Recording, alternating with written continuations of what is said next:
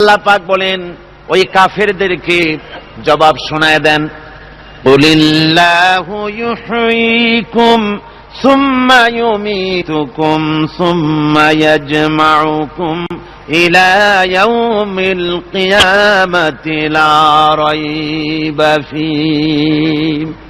ওদেরকে জবাব দেন, তোমরা নিষ্প্রাণ ছিলে, সেখান থেকে তোমাদেরকে আল্লাহ পাক জিন্দা করেছেন, এই জিন্দা থেকে তোমরা আবার মৃত্যুবরণ করবে, আবার তোমাদেরকে পুনরুত্থিত করা হবে, এতে কোনো সন্দেহ নাই। ওয়ালাকিন আকসারান নাস লা ইয়ালামুন। আসল কথা হলো যে মানুষেরা, অধিক সংখ্যক লোকেরা এই সম্পর্কে অজ্ঞ, তারা জানে না। তারা বলে ওয়ায়াকুলুল ইনসানু আইযা মা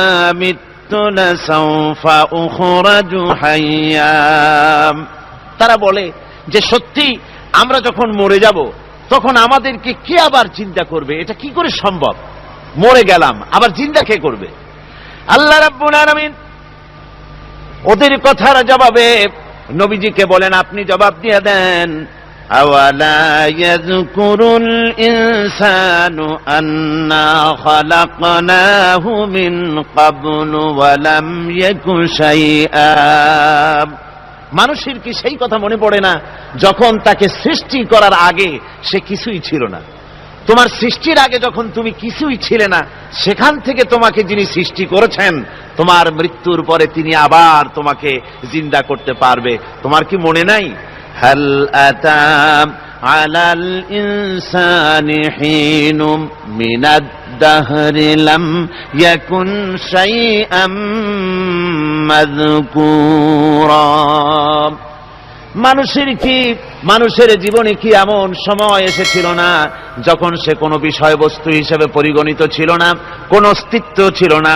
আমি বিনা অস্তিত্বে তোমাদেরকে সৃষ্টি করেছি, বিনা অস্তিত্বে যখন তৈরি করতে পারলাম তখন বুঝি আমি আবার তোমাদেরকে জিন্দা করতে পারবো না। এটা কেমন কথা তোমরা বলো? ওরা বলে ওয়াকালু আইযা কুন্না ইযামান ওয়া রুফাতান আইন্না লামাবউসুনা খালকান জাদীদা।